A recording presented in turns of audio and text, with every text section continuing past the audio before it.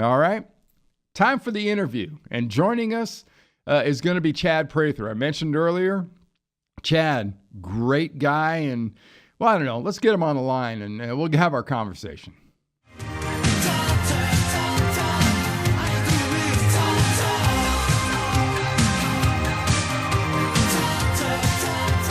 Hey there. Now, as promised, Chad Prather joins us. He from WatchChad.com and PoliticalCowboy.com and the Chad Prather Show and the Comedy Tour and everything else. So where do we find you? Where are you all over the country these last 6 months or so? Are you actually at home? Yeah, I'm at home today, Randy. I just got back. We did shows in Pittsburgh and York, Pennsylvania this past week, and then headed home. So I'm headed right back out tomorrow. Got to go down to Austin, and I got a big show in Midland on Friday night, a big show in Amarillo, Texas on Saturday night. So yeah, we're staying busy, having a good time though. But we're all over the country, man. How have you enjoyed sort of the stage experience? You know, because some people they may have originally seen you, doing it's almost like Skype, YouTube stuff in your pickup truck, and that's a long way from that.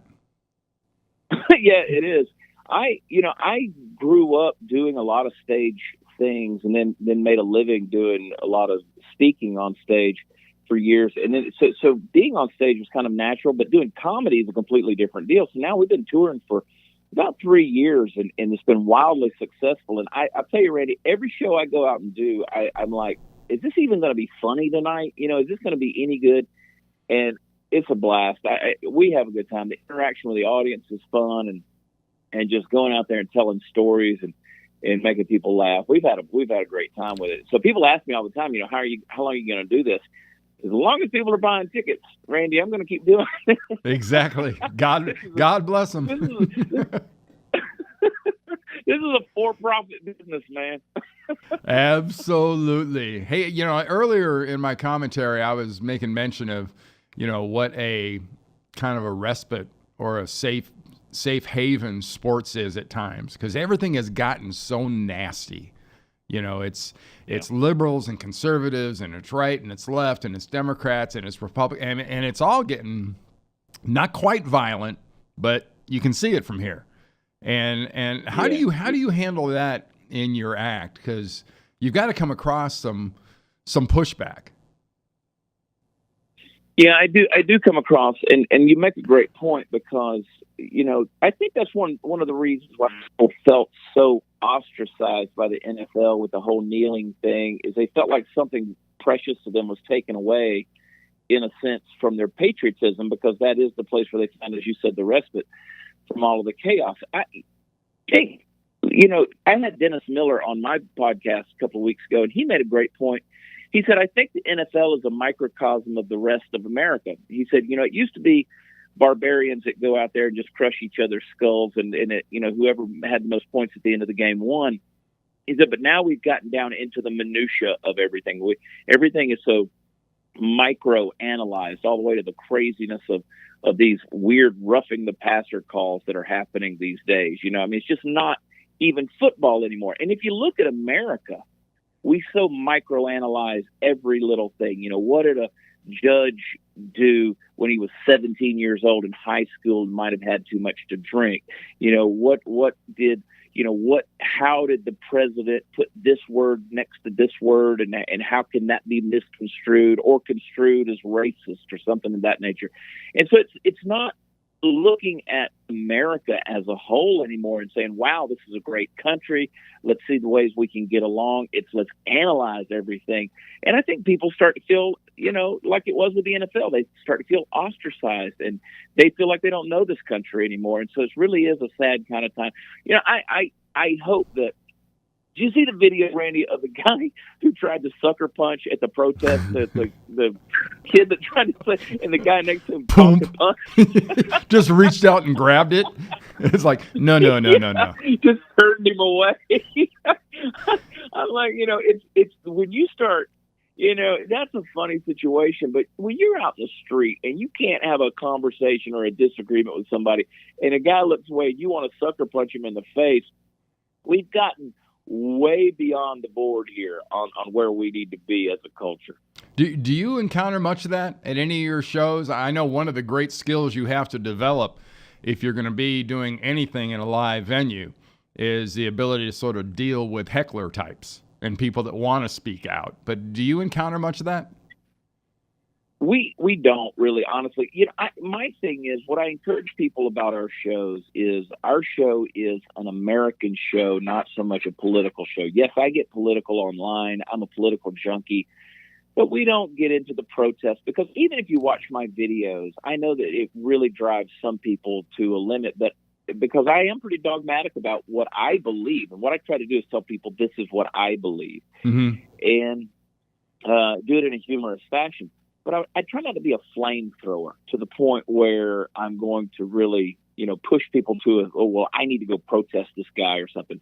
So the folks who come in, they see themselves as patriots. And go back to your question you asked me a minute ago that I apologize I didn't quite get to. But the way I handle it in the shows is I always try to encourage people that if you really look at this thing from an example, I do this in a humorous way. I talk about a healthy bird has a right wing and a left wing. And if you have one big right wing, the bird's just going to fly around in circles and never get anywhere. So it's okay to have opposing, balanced views. But the problem is people these days want to get out on the extremes. They want to get out on the tips of the bird's wings where the feathers are shed away into the dustbin of history. You got to get back into the vitality of the bird. Get in where the muscle and the brain and the vision is and the heartbeat. And let's try to move in close to that. And so I do a little funny bit about balance in America and people and their patriotism or their sense of patriotism at least.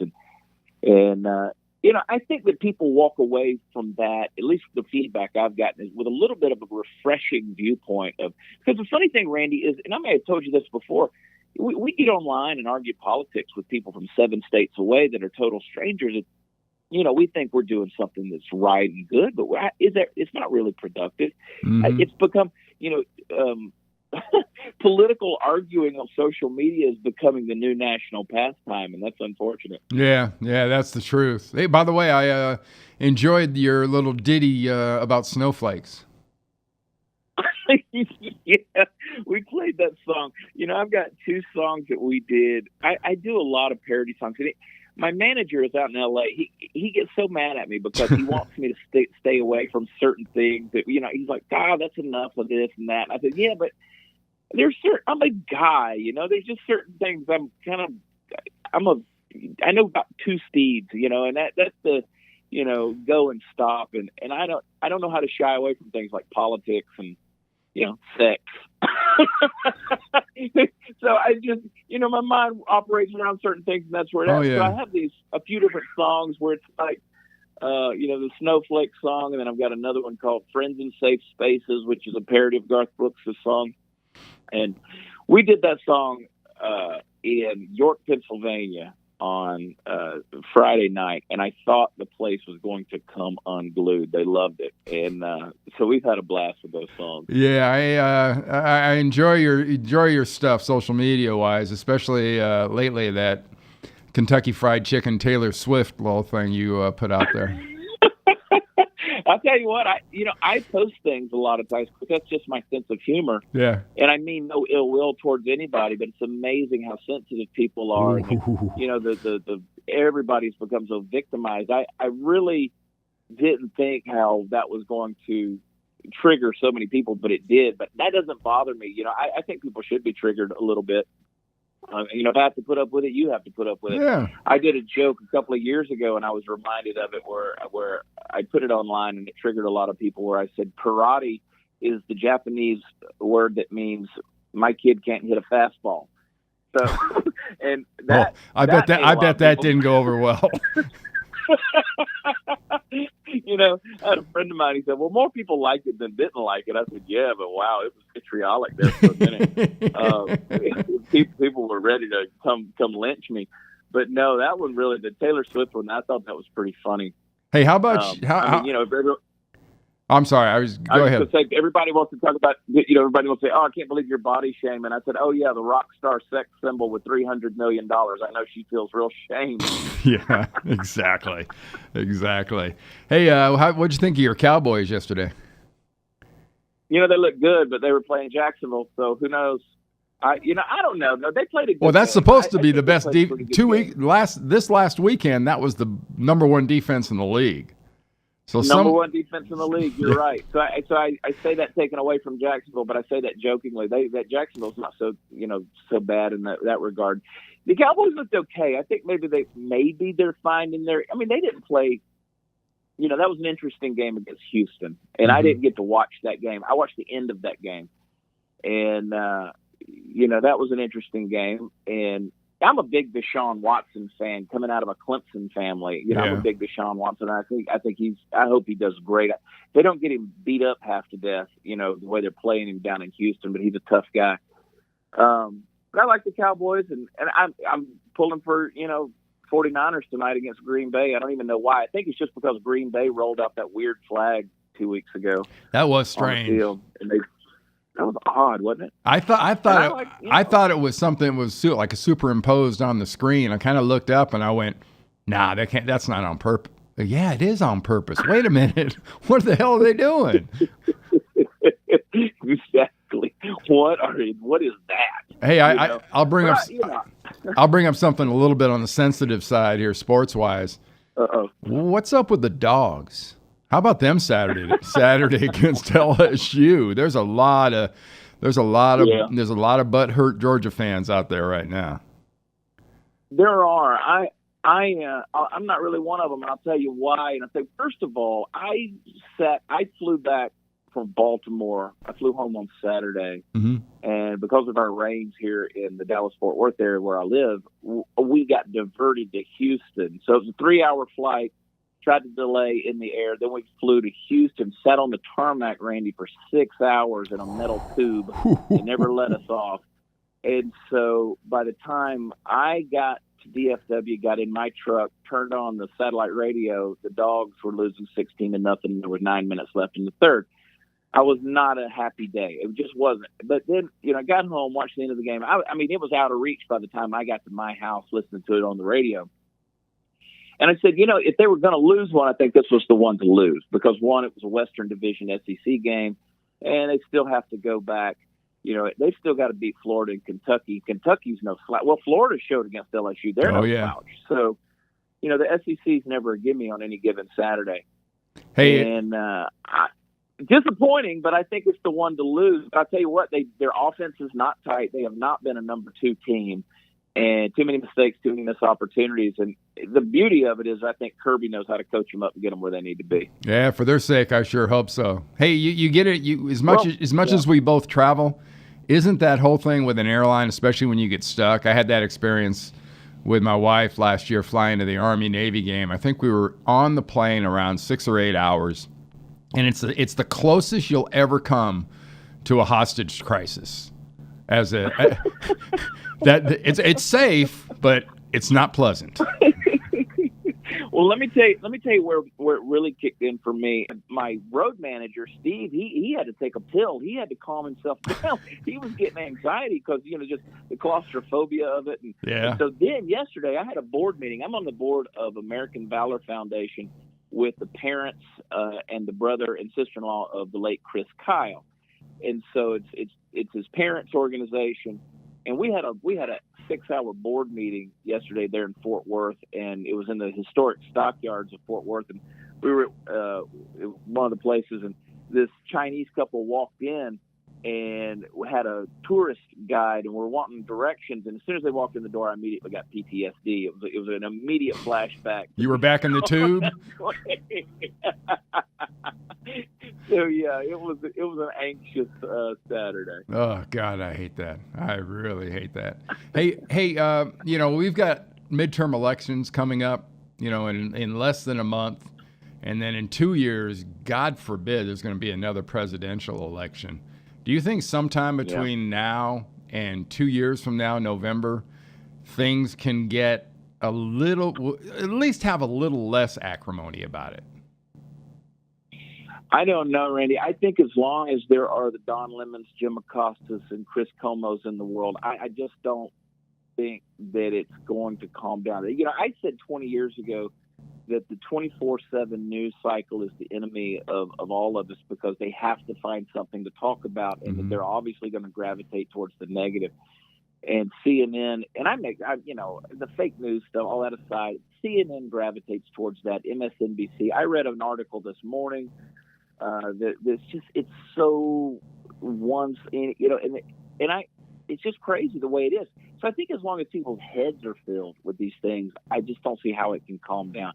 I had somebody who asked me at a show in North Carolina a couple of months ago. She said, just out of the blue, she said, "Do you think we're going to have a civil war?" And I said, "No, people are too lazy for civil war. They're not, they don't, they chose the Kardashians years ago. They don't want to, if they could schedule the battle for after 1 p.m. maybe, they're just not.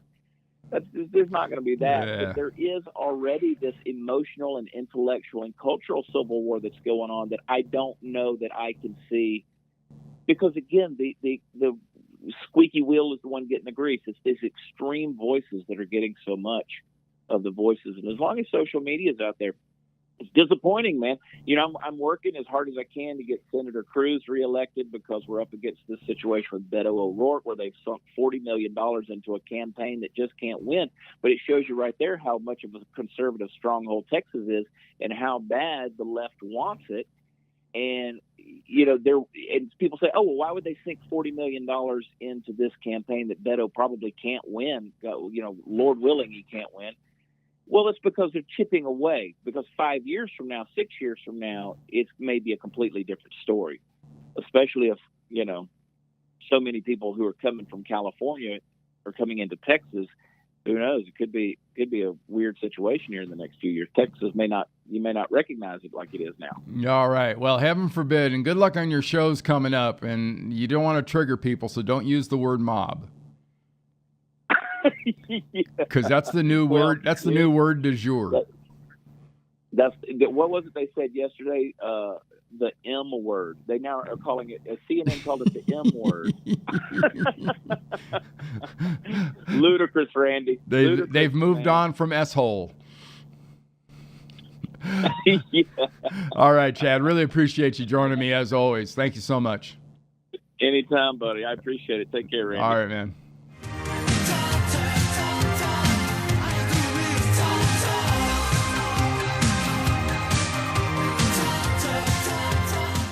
Great stuff as always from Chad. Really appreciate him joining us.